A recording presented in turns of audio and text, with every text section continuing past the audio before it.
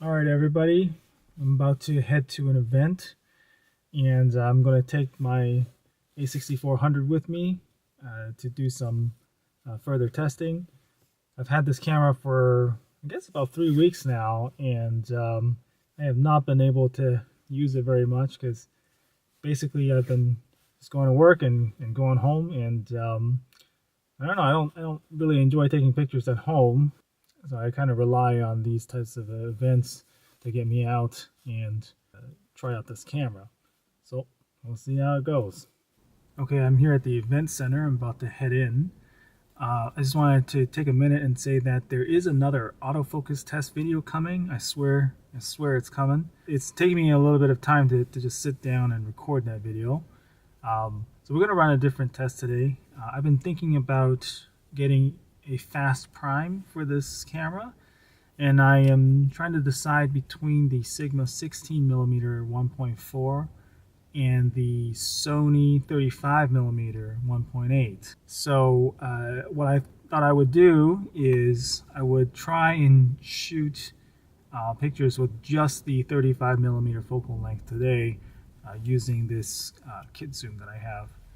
Um, Maybe I'll try the wide angle, but this lens doesn't go to 16. It goes down to 18 only. I think it's close enough, but we'll try just 35 millimeters today and see how it goes. I just wanted to see whether or not the 35 millimeter focal length is a practical focal length to have. So yeah, this test is probably more for me than it is for you, but we're doing it. All right, so we're back inside now. And like I was saying earlier, I wanted to test shooting just with the 35 millimeter focal length. I was trying to simulate having a 35 millimeter prime lens. And I'm doing this because I'm trying to decide between getting a Sigma 16 millimeter f1.4 versus a Sony 35 millimeter f1.8. And I wanted to see which focal length was more practical, and what were some of the limitations with shooting with just that one focal length. So I got some pictures here, and I thought we'd look at them, and I will talk about my experiences shooting with just a 35 millimeter. Okay, so first up, I was at this event which was held by the Waterfront. So this is a 35 millimeter shot along a fence. This was shot on my kit lens, and so the aperture was at 5.6. This was the maximum aperture for that focal length. It's not a wide aperture, but provided that you are focusing close to the minimum focus distance for your lens, you'll still be able to render the background out of focus. So this was another shot here. Again, at 35 millimeters. I feel like I'm going to be repeating that over and over again. Yes, this is 35 millimeters. This was me being very low and close to the ground to be able to catch both this stick here and the opposite shore. This is a shot of the dam. I don't know what to call this, but shooting through some trees. What I found was that when you're shooting outdoors at landscapes, 35 millimeters is not too bad. It's wide enough that you have compositional flexibility. So I found that kind of interesting. I thought it would be too narrow. The other thing that I found playing around with these focal lengths is that in terms of background compression, I feel like 50 millimeters more resembles what our eyes naturally see. But of course, 50 millimeters on a APS-C lens is like putting blinders on yourself, and so the background compression is very natural, but you only see a very small portion of the field of view. I imagine a 50 millimeter on a full frame sensor would be like having a slightly wider blinders. Again, the image will look very natural. The degree of background compression will be very natural, but you're still looking at it through a set of blinders. So moving on, I started to shoot some photos indoors at the event space, And as you can see, this is again 35 millimeters, and so this is a fairly large hallway, and this is about all I could capture. And moving on, here I am within an event hall, shooting at 35 millimeter. These people were standing probably about 10 feet away, and I was able to just get their torso and some of the ceiling. So this is a shot of the event, and I'm sitting all the way at one end near the front in an audience, and shooting with the 35 millimeter. I was able to get pretty much the whole stage and even the speaker on the left hand side. I must admit, it was getting a little bit tight. I found that 35 millimeters was a bit tight indoors. So this was a shot of me turned around and in getting a shot of the audience, and it looks okay, but it does not give a sense of the number of people that were actually there. And I think that's one of the downsides of the 35 millimeter focal length indoors. It's just too tight, and so I actually did cheat and shoot the same picture with the 18 mil, and you can see this more closely resembles in real life how many people were actually there. So compare that to this. And finally, I thought I would shoot a selfie with the 35 millimeter just to see if it could be done. And this is with the camera held out at arm's length, and as you can see, it works, but it's very tight. You're pretty much getting just your head in there.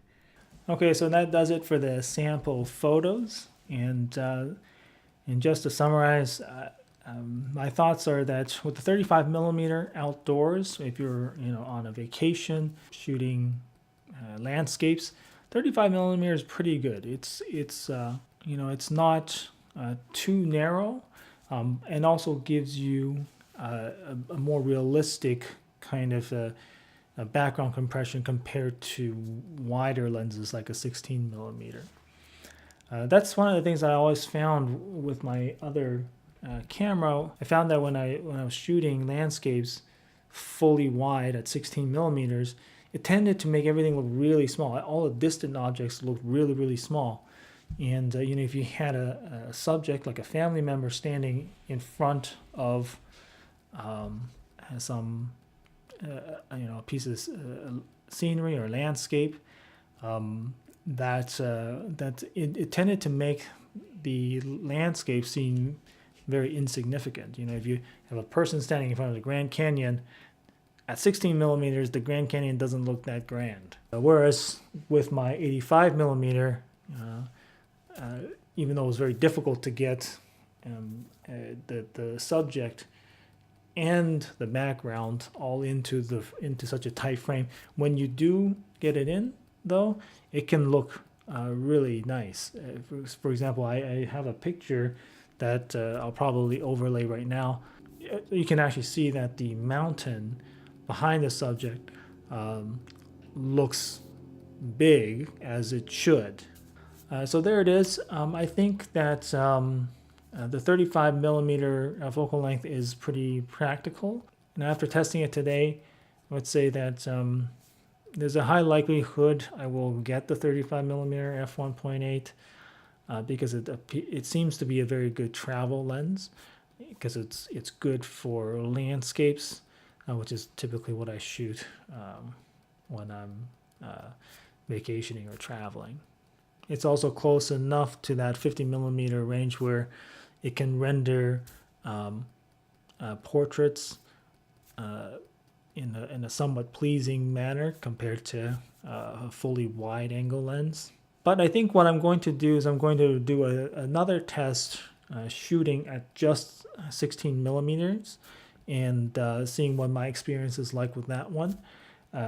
For that test, I'll probably have to use my Alpha 65 because this kit lens on the a6400 does not go to 16 millimeters. It goes to 18, which is pretty close, So I might try it with that, but to get the real feel for 16 millimeter, I'd have to do it on my Alpha 65, and we'll see. We'll see how it goes.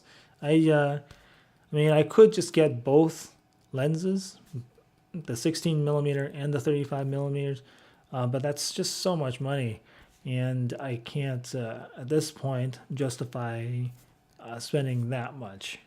You know, based on my own experience with my Alpha 65, I have my kit lens, the 16 to 50, and that's on my camera like 99% of the time. I do have an 85 millimeter prime that I hardly ever use, so I would hate to be in a situation where I have three lenses for the a6400, but I only ever use the kit zoom, so I don't want to be in that situation.